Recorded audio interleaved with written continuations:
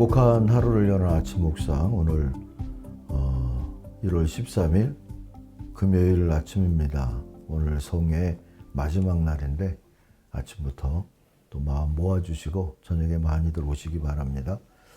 11장을 함께 읽겠습니다. 속이는 저울은 여호와께서 미워하시나 공평한 추는 그가 기뻐하시느니라. 교만이 오면 욕도 오거니와 겸손한 자에게는 지혜가 있느니라. 정직한 자의 성실은 자기를 인도하거니와 사악한 자의 패역은 자기를 망하게 하느니라. 재물은 진노하시는 날에 무익하나 공의는 죽음에서 건지느니라. 완전한 자의 공의는 자기의 길을 곧게 하려니와 악한 자는 자기의 악으로 말미암아 넘어지리라. 정직한 자의 공의는 자기를 건지려니와 사악한 자는 자기의 악에 잡히리라. 악인은 죽을 때 그 소망이 끊어지나니 불의의 소망이 없어지느니라. 의인은 환난에서 구원을 얻으나 악인은 자기의 길로 가느니라. 악인은 입으로 그의 이웃을 망하게 하여도 의인은 그의 지식으로 말미암아 구원을 얻느니라. 의인이 형통하면 성읍이 즐거워하고 악인이 패망하면 기뻐 외치느니라. 성읍은 정직한 자의 축복으로 인하여 진흥하고 악한 자의 입으로 말미암아 무너지느니라.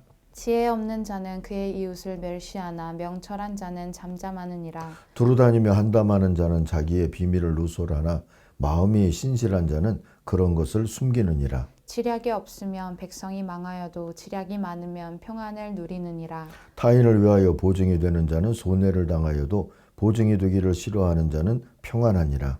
유덕한 여자는 존영을 얻고 근면한 남자는 재물을 얻느니라. 인자한 자는 자기의 영혼을 이롭게 하고 잔인한 자는 자기의 몸을 해롭게 하느니라. 악인의 싹은 허무하되 공의를 뿌린 자의 상은 확실하니라. 공의를 굳게 지키는 자는 생명에 이르고 악을 따르는 자는 사망에 이르느니라. 마음이 굽은 자는 여호와께 미움을 받아도 행위가 온전한 자는 그의 기뻐하심을 받느니라. 악인은 피차 손을 잡을지라도 벌을 면하지 못할 것이나 의인의 자손은 구원을 얻으리라.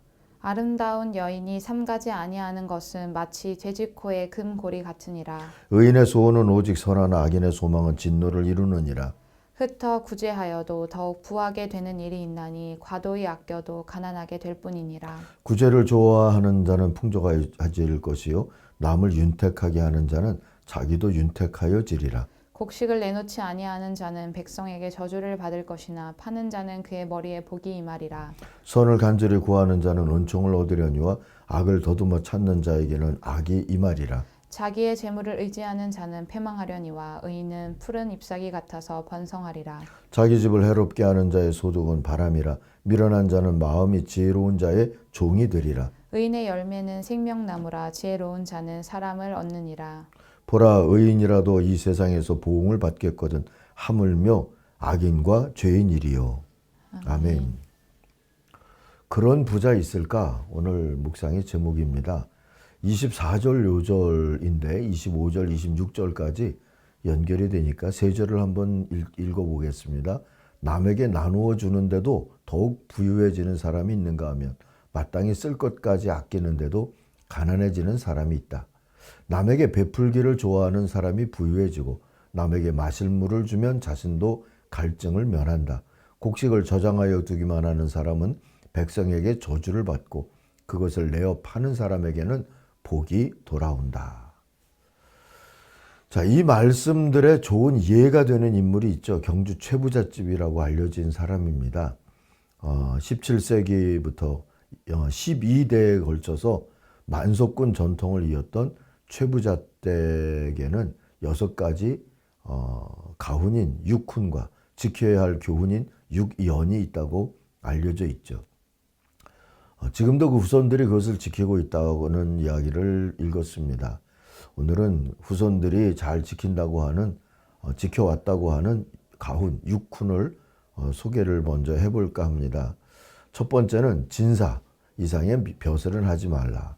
진사는 양반이 가질 수 있는 급료 없는 신분인 것이죠. 그래서 당순 명예직이라고 할 수 있는 건데요.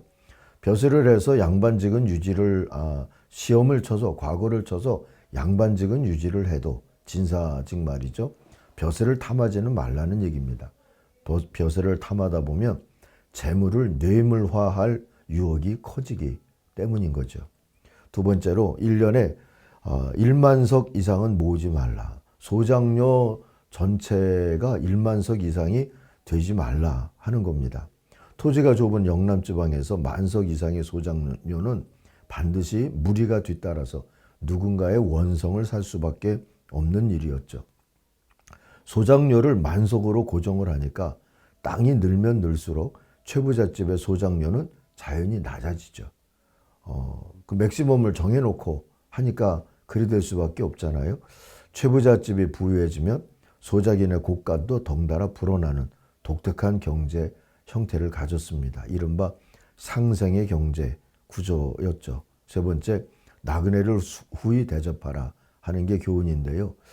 1천석으로 매년 1천석씩은 손님과 나그네를 대접하는데 썼다고 합니다. 이른바 노블리스 오블리제 중에 하나라고 할 수 있겠죠. 네 번째는 흉년에는 남의 논밭을 사지 마라 하는 가훈이에요. 흉년기에 자영농민들이 당장의 어려움을 모면하기 위해서 시가보다 싸게 땅을 팔아야 하는 일이 생기곤 했죠. 그걸 악용해서 내 재산만 불리지 말라는 의미입니다. 실제로 조선시대에는 좀 산다고 하는 이들 중에 보릿고개나 흉년기에 보릿쌀 한 대박으로 땅을 사는 식으로 부정축제를 한 이들이 많았답니다. 그렇게 땅을 팔았던 자영 농민들은 자연히 소장농이나 노비로 전락할 수밖에 없었겠죠.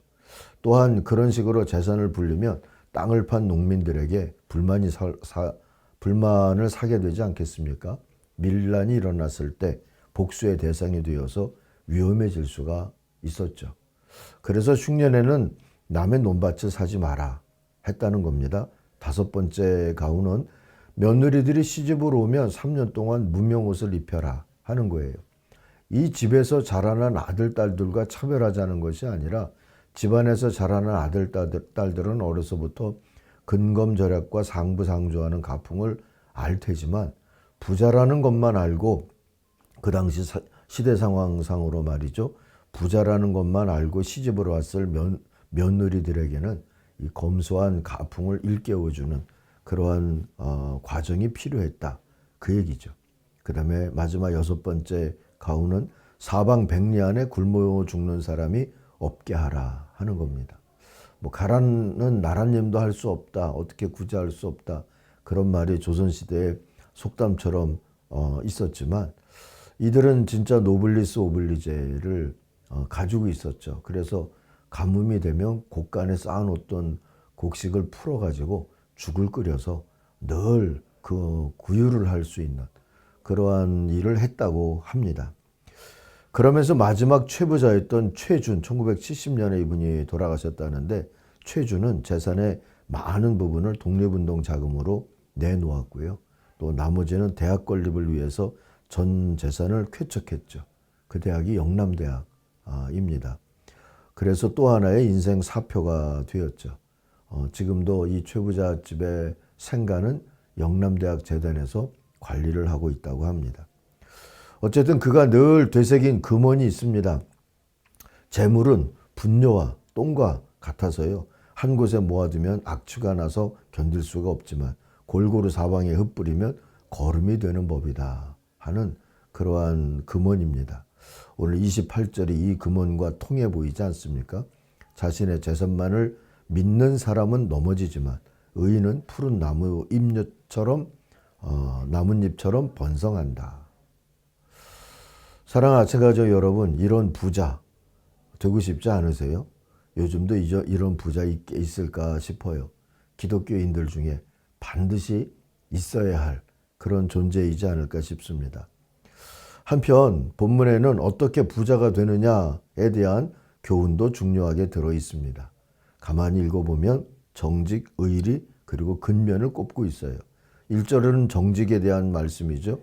속이는 저울은 주님께서 미워하셔도 정확한 저울추는 주님께서 기뻐하신다. 3절도 보세요. 정직한 사람은 성실하게 살아 바른 길로 가지만 사기꾼은 속임수를 쓰다가 제꾀에 빠져 멸망한다.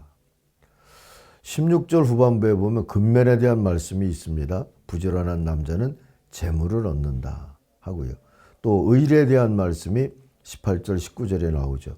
악인에게 돌아오는 삭은 헛것이지만 정의를 심는 사람은 참 보상을 받는다.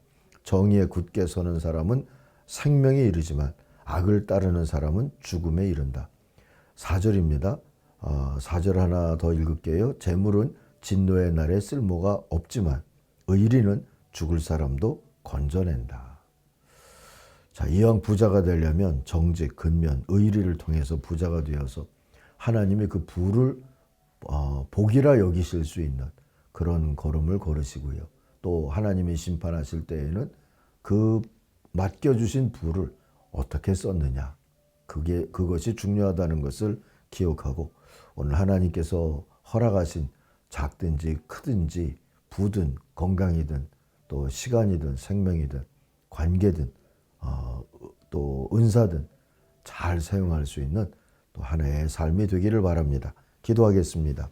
하나님 아버지, 너도 나도 부를 쫓는 세상살이이지만 주님 지혜를 쫓아 살라고 해주시는 하나님의 말씀을 매일 아침 듣고 있습니다. 그렇게 살도록 하나님 인도하여 주옵시고 또 모든 것이 하나님의 은혜인 것을 기억하고 다시 주님께 받은 은혜대로 믿음으로 살리라 다짐하고 있는, 또 간절함으로 살리라 다짐하고 있는 이 성회를 통하여서 모든 성도들이 또 한번 주님 앞에 다시 일어나는 큰 체험을 하게 하여 주옵소서. 예수님의 이름으로 기도하옵나이다. 아멘. 하늘에 계신 우리 아버지, 아버지의 이름을 거룩하게 하시며 아버지의 나라가 오게 하시며 아버지의 뜻이 하늘에서와 같이 땅에서도 이루어지게 하소서. 오늘 우리에게 일용할 양식을 주시고 우리가 우리에게 잘못한 사람을 용서하여 준 것 같이 우리 죄를 용서하여 주시고 우리를 시험에 빠지지 않게 하시고 악에서 구하소서. 나라와 권능과 영광이 영원히 아버지의 것입니다. 아멘. 각자 기도하겠습니다.